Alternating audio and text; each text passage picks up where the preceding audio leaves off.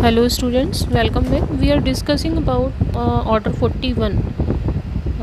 Today we will discuss order 41 rule number 4. One of several plaintiff or defendants may obtain reversal or of whole decree where it proceeds on ground common to all.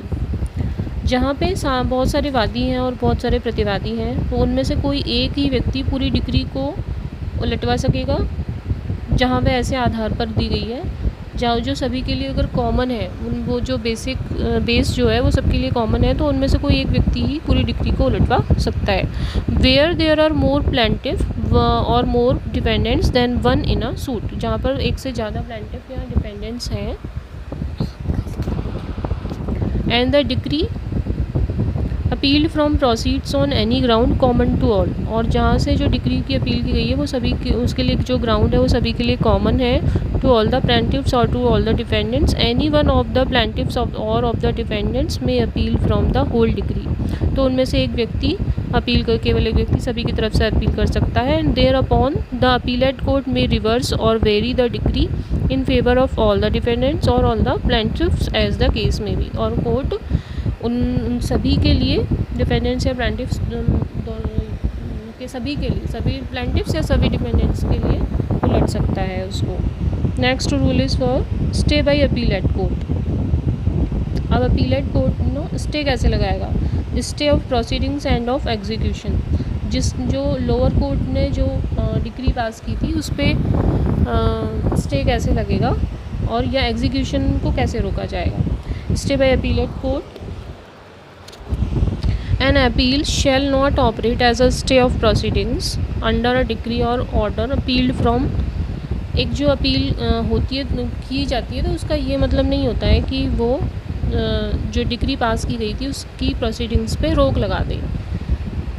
Accept so far as the appellate court may order, यदि appellate court ऐसा order नहीं करती है तो. Nor shall execution of a decree be stayed by reason only, ना ही किसी निष्पादन के आदेश को रोका जा सकता है. किंतु decree be stayed by reason only of an appeal having been preferred from the decree, but the appellate court may for sufficient cause order stay of execution of such decree.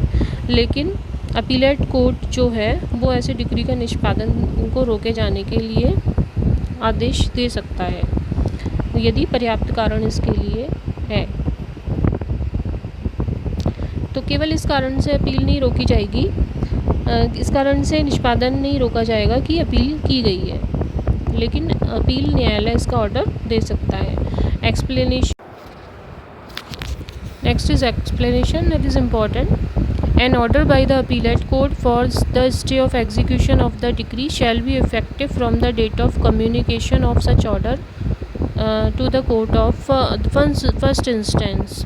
तो जो अपीलेट कोर्ट का जो order होगा, stay का जो order होगा वो कब से इफ़ेक्टिव होगा? From the date of communication of such order और to the court of first instance, जब वो कोर्ट को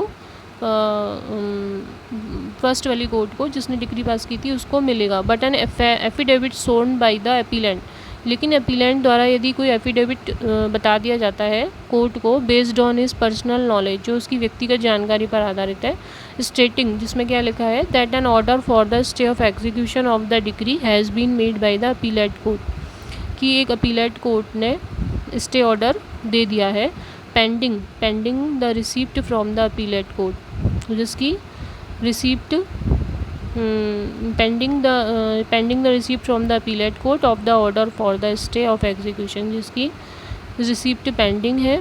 और any order to the contrary, या इसके कोई कॉन्ट्रेरी भी ऑर्डर हो सकता है, इसके प्रतिकूल भी कोई ऑर्डर हो सकता है. Be acted upon by the court of first instance, तो उसके ऊपर भी जो लोअर कोर्ट था जिसने डिक्री पास की थी वो उस पर एक्शन ले सकता है, मतलब उसको स्टे दे सकता है. रूल सेकंड, इसी का सब रूल सेकंड है.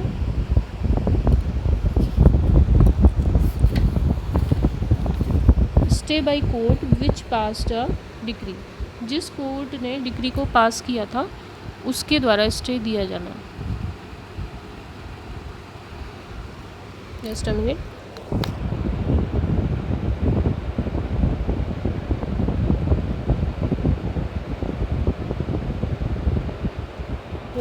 stay by the court which passed a decree.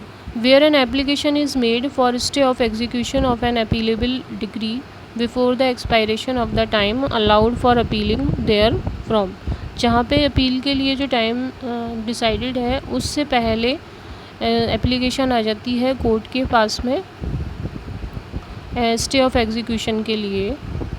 The court which pass the decree, किसके पास में, जिसने डिक्री पास की थी। May on sufficient cause being shown order the execution और टू बी स्टेट, तो वो स्टे के लिए एग्जीक्यूशन को स्टे करने के लिए ऑर्डर निकाल सकता है।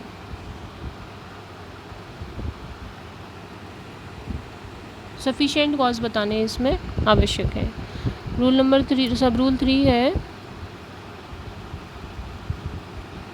No order for stay of execution shall be made under sub rule 1 और 2 unless the court making it is satisfied. तो 1 और 2 के लिए तब तक उस ऑर्डर्स नहीं निकालेगा जब तक कि वो सेटिस्फाइड नहीं हो जाता है। That substantial loss may result to the party applying for stay of execution unless this the order is made, कि अगर ऐसा ऑर्डर नहीं किया जाता तो उसका क्या परिणाम हो सकता है कि उस पक्षकार को बहुत ज़्यादा हानि हो सकती है, आवेदन करने वाले पक्षकार को। That the application has been made without unreasonable delay, दूसरा कारण ये हो सकता है कि जो आवेदन है वो बिना किसी अनरीजनेबल विलम्ब के दिया गया है। सी है that security has been given by the applicant for the due performance of such decree or order as may ultimately be binding upon him. तो आवेदक ने ऐसी डिक्री या आदेश के लिए प्रतिभूति जो है ना उसके पालन के लिए, ऐसे आदेश के पालन के लिए प्रतिभूति दे दी है। Sub rule 4 is subject to the provisions of sub rule 3, sub rule 3 के प्रोविजंस के अधीन रहते हुए the court may make an x party order for stay of execution pending the hearing of the application. तो क्या करेगा न्यायालय, आवेदन की सुनवाई लंबित रहने तक निष्पादन को रोके जाने के लिए एक पक्षीय आदेश भी, एक्स पार्टी ऑर्डर भी कर सकता है। Sub rule 5 is notwithstanding anything contained in the foregoing sub rules where the appellant fails to make the deposit or furnish the securities specified in sub rule 3 or rule 1 specified in sub rule 3 of rule 1, the court shall not make an order staying the execution of a decree। यदि इन सारे provisions के अंदर रहते हुए यदि अपीलार्थी जो है वो रूल नंबर 1 के सब रूल 3 में जो पहले बात हुई थी कि उसमें सिक्योरिटी डिपॉजिट करानी थी अपीलार्थी को, अगर वो सिक्योरिटी डिपॉजिट नहीं कराता है अपीलेंट, तो न्यायालय स्टे ऑफ एग्जीक्यूशन को के लिए ऑर्डर डिक्री नहीं पास करेगा।